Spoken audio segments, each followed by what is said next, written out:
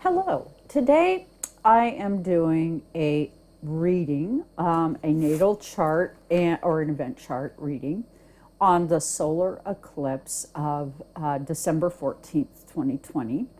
And this is Vedic sidereal. And basically, although we're having an eclipse and I will be doing a video about the eclipse, this video is going to actually be about, and let me grab my notes, the inauguration, the actual, not inauguration, excuse me, the votes, the electoral votes.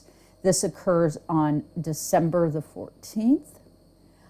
There's a total of 538. It takes 270 to win the presidential election. 99% of the votes at this time are counted.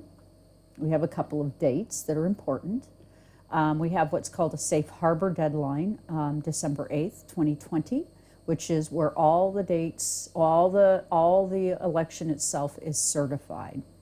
Then, as also of that date, governors prepare certificates of ascertainment, and in that certificate of ascertainment, the names of the electorals, the certified election results, and the state's official seal. So all 50 states do this by these dates, and these dates are, very important.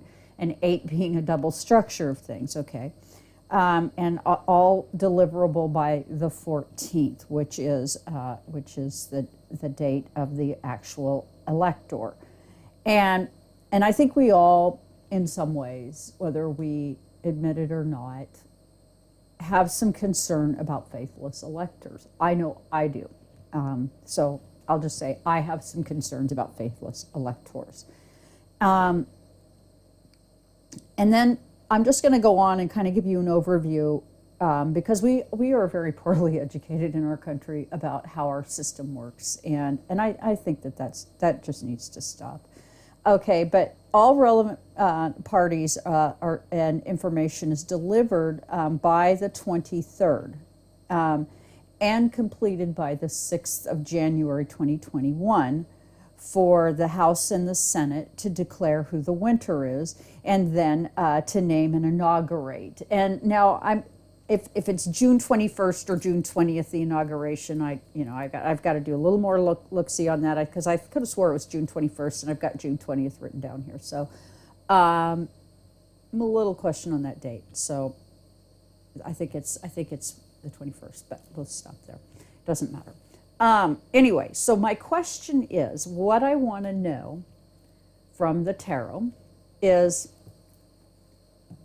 one, the Electoral College. How is that going to go? Because I think that we have a situation where we have someone in office who is pretty insistent that he has no obligation to leave, and I think that is a kind of a frightening. That's kind of a frightening thing, because I don't think we've seen anyone quite like Trump ever. And then that name, Trump. I am going to trump you, and I just don't know what anyone would have expected to have happen, given that his name actually does express, in some regards, his energy. So with that, I really do want to ask the cards, and I'm going to use the Spellcaster deck, and I'll go ahead and I'll select my 12 cards for my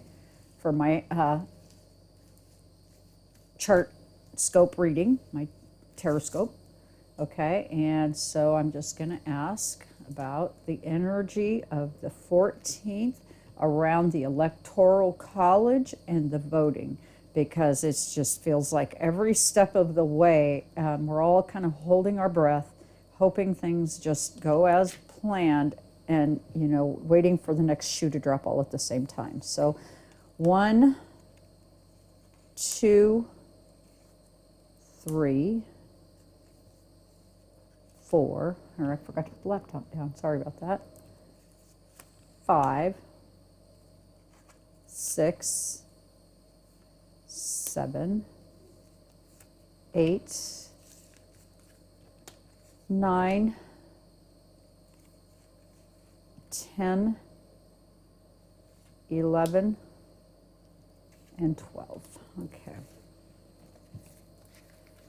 All right, so we're just basically wanting to know about the Electoral College. We have a solar eclipse on the 14th, and it also happens to be the day under which our president is announced, more or less, and it is kind of scary in a lot of ways. And then we start out at the bottom of the pack, at the foundation of the reading, the Page of Wands.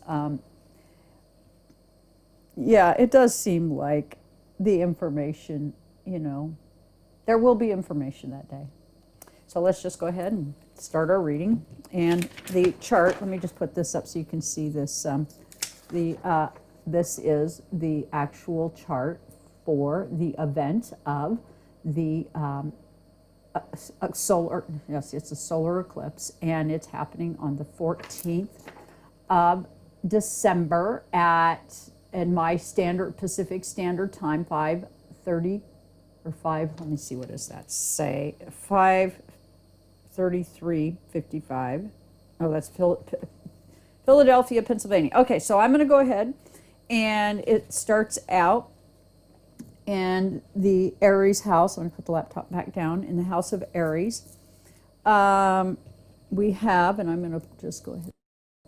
Okay, I just paused for a second there because I needed to get my glasses. So, and I'll put something around here now. Anyway, we start out in the house of Aries, kind of our house of survival. We have Mercury in Scorpio, and Moon in, and it's tightly connected to Moon in Capricorn. Kind of cold. So, things are feeling kind of sharp, things are feeling kind of cold. And then we have Sun in Capricorn, so just kind of a furtherance of that coldness that we're feeling in our house of survival. Also, the house of Mars, kind of that basic instinctive house of Mars. We get the Ace of Pentacles. This is kind of a time where they are going to be coming together. And now, in addition to this, Mercury, Moon, and Sun are conjunct. So what that tells me is to expect things that we maybe haven't had before happen. So I'm expecting that maybe we'll have some bad actors here. I'm thinking at least some of our votes, our electoral votes, are going to be faithless. And so I don't think all of them will. And keep in mind the information I provided, that it takes 270. And so if we have some faithless electors, if Biden gets to 270, he wins. And I believe that he was at 316 and Trump was at 232 overall. So it would take something pretty exceptional for Trump to pull enough faithless electors to win. But let's just keep going, because it is a troubling question. And then in our house, and this does affect us financially, because this is in our, actually, no, I got that wrong. This is in our house of survival. Our next one is our house of financials in the second house. And it has a Pluto, Jupiter, Saturn tight conjunction, Jupiter, Saturn, in the house of income, as well as in the house of information. And what we get is the 8 of Swords in the house of income. Now, I do know that there is a lot of talk right now of how to get stimulus out to the people. And so this energy on the 14th in large part could just be talk of the stimulus package But also on the 14th, we are going to have this vote. Now, this isn't the main conjunction. The main conjunction, its Titus formation for the Jupiter-Saturn is actually on the 19th. So although it's occurring, it's not quite totally there until the 19th. In the third house, the house of information, we get the King of Wands. Something fiery coming forward. We might be a little uncomfortable that day, and that is just what my expectation is.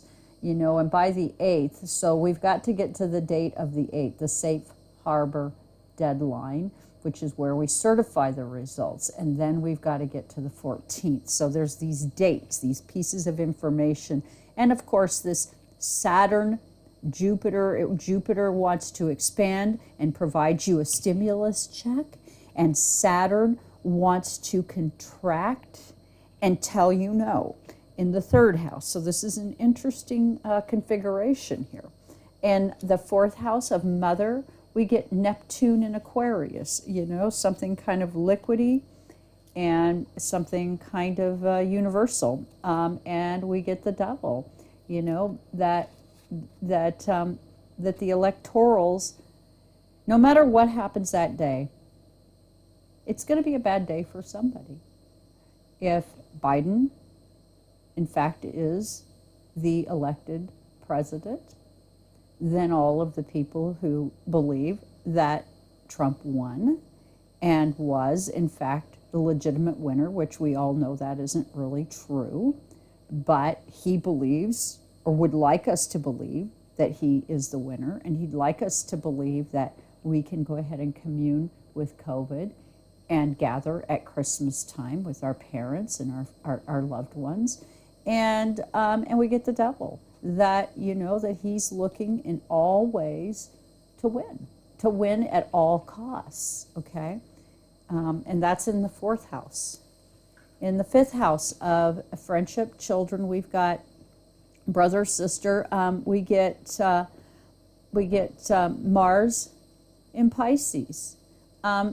This could indicate that on this day, during this eclipse, when things are kind of explosive anyway, and we're feeling kind of exposed, and that's at 29 degrees, so it's a really tight aspect and quite meaningful, that we're going to see, you know, we're going to see some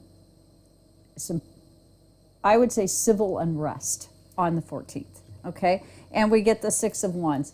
We are going to be moving forward. We're going to have some energy, and, you know, now this is moving on generally in, you know, looking up to somebody and moving forward, and, you know, and that is what we're going to be doing. But, you know, again, keep in mind that a good percentage of people who voted for Trump are not going to be moving on as well, okay? They're very upset.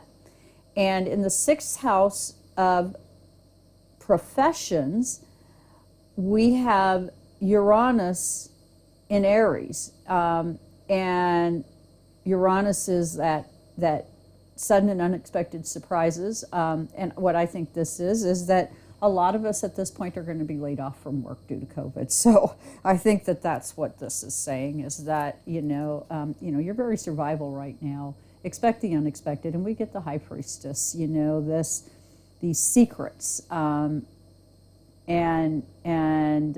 how we give and receive coin. Expect the unexpected, because some other things are going to be happening with that. Are we going to go to a one world currency? I don't know, you know, and I'm not really big on, you know, I think whatever is going to happen, it is probably going to be a needed change, because when unemployment comes out and says, yeah, we need to provide, in order for people to really actually do the stay-at-home order, we need to give you an extra $600 a week so you'll actually stay at home, tells me that they understand that the math at this time no longer works for the average person. So that's in the sixth house. In the seventh house of partnerships, we get our North Node in Taurus, kind of the partnerships that we have. We also have an opposition. That North Node is opposing the moon. So kind of that, what this partnership and this energy is about. It's certainly not designed to be about how you feel, and it doesn't care. It's kind of cold. It's a very cold energy that's in the partnership. The seventh house of partnerships, we get the Three of Cups, this alchemical process, this giving and receiving of cups. So during this vote, it is going to be kind of a cold and indifferent process designed to, toast cups and bring forward the vote. And pleasantly, I have to say, I'm not really seeing anything here that suggests, regardless of the talk of the day, anything that suggests that there's going to be anything other than a Biden-Harris win. I'm not seeing any kind of a real upset. In our eighth house, we get death, rapid transformation. Well, eighth house is death, rapid transformation, real estate, taxes, you name it, birth, death, taxes. That's your eighth house. And we know that something is about to change, and it's about to change for the current president and the president-elect. It's transformation, and that's a good card to see in the eighth house, because it reiterates in that house that, yeah, rapid transformation is coming, and the scythe is there to cut it down and make it anew. And notice the moon in the background, okay? And then then our house of higher education, our ninth house, we get the Nine of Cups, the relationships, that it is going to be a completion cycle. Well, of course, it's a completion cycle of our election process. So these cards very much mirror what's coming. That yes, we have this process. We do it every time the same way. And, why am I even questioning this? Well, because in our eighth house of transformation, we have somebody who's saying, I want to transform the way the office of the presidency looks and feels. I want to cut it down. I want to make it into something that only I get to have and run. I want to get rid of democracy. So yes, it's a time like no other. And to see a Nine of Cups in the ninth house of education and foreign travel and things like that, the genie's out of the bottle. We have a new president. Thank God. In our 10th house of government, we get the Two of Wands. There's new information. There's something else coming forward. Notice that he's holding the little bird. He knew all along. And as does a lot of the readers have been saying, that Biden is going to be our president. I have to say that although I have known that Biden is the winner, I've also sensed all along that our actual democracy at this time is very much in danger. And it's very much up to us to maintain our democracy. And I really don't, at this time, have any idea what the solutions are for government. But I know this, that I'm not going to stay ignorant any longer, because there's been plenty of times where we've had election cycles and I haven't voted. There's been plenty of times I haven't been engaged because, well, quite frankly, I find the process of running around for a year or a year and a half talking bad about people it's an uncomfortable process, and maybe that's about to change. Let's certainly hope so, because my God. Okay, and in our 11th house, our house of mysticism, our spirituality, our spiritual connections, we get the Chariot. Yes, we're in the Aquarian age. This solar, or it's not solar eclipse. Yeah, it's a solar eclipse. Anyway, this solar eclipse is basically, it is going to clear out our karma, and it is meant to haul it away. Because, we are heading into a new age, the new age of Aquarian. And we have in the 12th house of universal love, a Three of Wands. We are going to give and receive differently. Now, this is saying that there is going to be action in a universal sense. And we have Venus in Scorpio. Okay, Venus being, I want to look beautiful. Scorpio is I'm really sharp, and the 12th house is about the universal love and connection, or lack thereof. This is saying there is a new creative process in the wind. And this is the Aquarian age, which is going to be some air signs. And you know, as this Aquarian age comes on, we are experiencing COVID. Things in our air is going to change. I think that, you know, whether it be for the good or for the bad, we're going to see things relating to air, from an astrological point of view. And of course, for the foundation of the reading, we had the Page of Pentacles. And the cornerstones of our relationships are about to change, 4 Cups. So this is part of the foundation of the reading. And intellectually, there's something new, and it might be throughout the world. So with that, please do hit the like, share, and subscribe button.